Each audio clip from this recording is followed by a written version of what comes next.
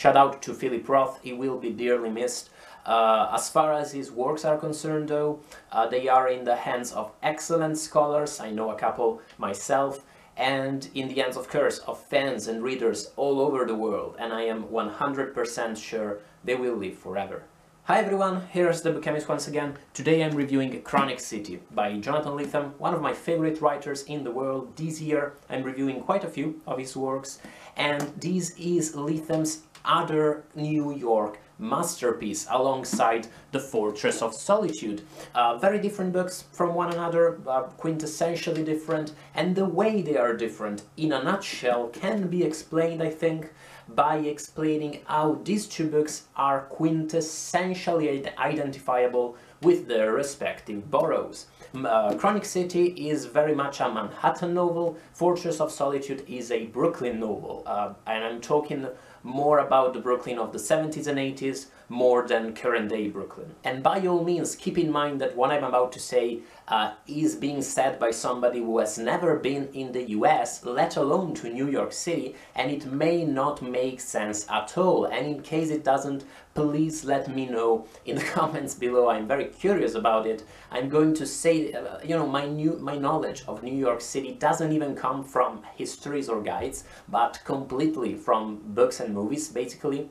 But what I'm going to say is that The Fortress of Solitude, like the Brooklyn of the past, is much grittier as a novel than Chronic City. It's gritty, it is sad, it is awe-inspiring but also very depressing, it's full of magic, but no one has the time or can afford to contemplate that magic. Whereas Chronic City, like Manhattan, is much easier to enjoy, in that way is more accessible, it is full of eccentricities, and it is at times very hard to understand whether under all of these eccentricities there is just some simple silliness or some very complex and very intelligent underlying theory, and it is scary on its edges. It can be scary in some of its parts. As mentioned, Chronic City is more accessible, I think, than Fortress of Solitude, and in general it is much lighter than some of Lethem's fiction. Lethem's fiction, especially his short stories, can at times be quite disturbing, whereas Chronic City, if hefty, both in themes and in certain scenes, is generally a quite enjoyable read. What this book feels like, very much, large chunks of this novel are set in an apartment where an eccentric intellectual lives, and this place is full of books and DVDs. People are constantly bringing food to this place, and someone's always smoking pot in here.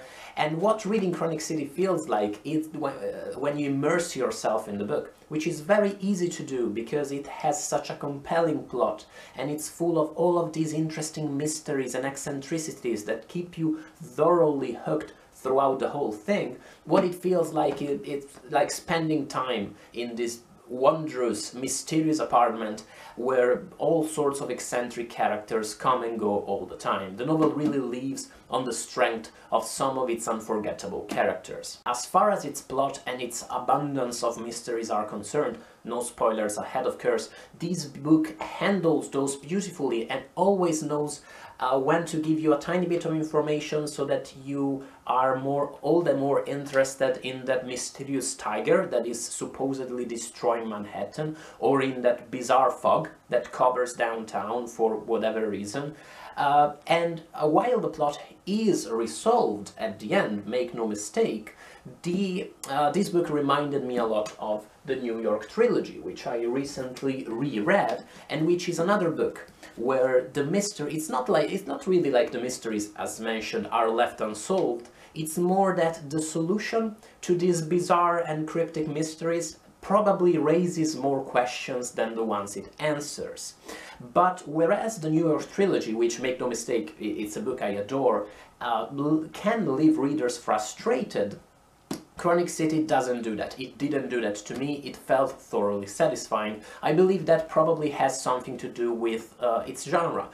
New York Trilogy is very much a detective novel, and detective novels by definition are the most plot-oriented of fiction. They revolve around this, a mystery that has to get a tidy solution, so that when you don't get a solution that is as tidy as you expected, something feels off. That doesn't happen at all with Chronic City in that sense. Another novel I would compare this book to is Bleeding Edge by Thomas Pynchon. My personal favorite Pynchon novel, even though that often surprises and Pynchon fans. I know it's a weird choice, and definitely one of my very favorite novels in the world. And Chronic City and Bleeding Edge are very much sister novels. I do not want to say twin novels, but they are sister books. Both are quintessentially Manhattan novels, and even though it is a truism, in both of the books, the setting of Manhattan becomes sort of a character.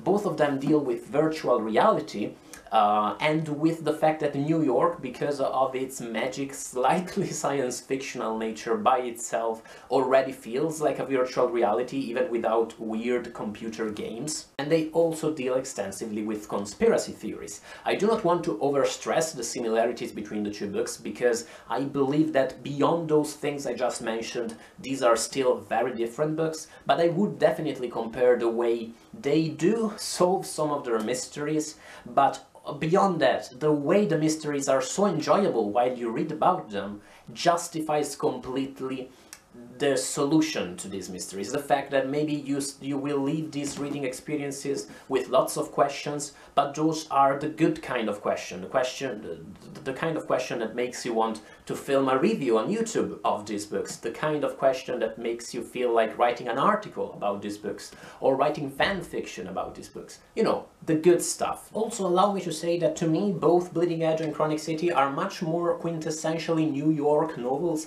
than the New York trilogy. This is one of the points I raised in my recent review of the trilogy, and some people in the comments agreed with me and some people didn't, with the fact that beyond City of Glass, the rest of the trilogy is not that quintessentially New York, even though the city is in its title. And I got the impression that the people who disagree with me are those that are actually either from New York or have spent some time there. So once more, let me know if it's just a matter of not knowing New York enough on my part. One last comparison before I end this dull exercise in Chronic City is like this, is Amnesia Moon. If you are a Lethem fan, you will agree, I hope, with the fact that Chronic City feels a lot like a rewriting of Amnesia Moon. The novels superficially are very different. Chronic City, once more, with all of its slightly off, quirky, rather speculative elements, is a Manhattan novel about a child actor enjoying his life and meeting weird people. Amnesia Moon is a straight-up, fucked-up science fiction novel in the same vein as some Richard Brautigan and Philip Dick, J.G. Ballard even, but both novels, Chronic City and Amnesia, deal with how we construct our reality, with the idea that our reality may be a fiction, with the idea that that is not as simple as it sounds, that fiction and reality are not really in opposition, but they are sort of interspersed with one another, so that it's very difficult to just say, yeah, we're living in a virtual reality, because in some ways we are, in some ways we are not.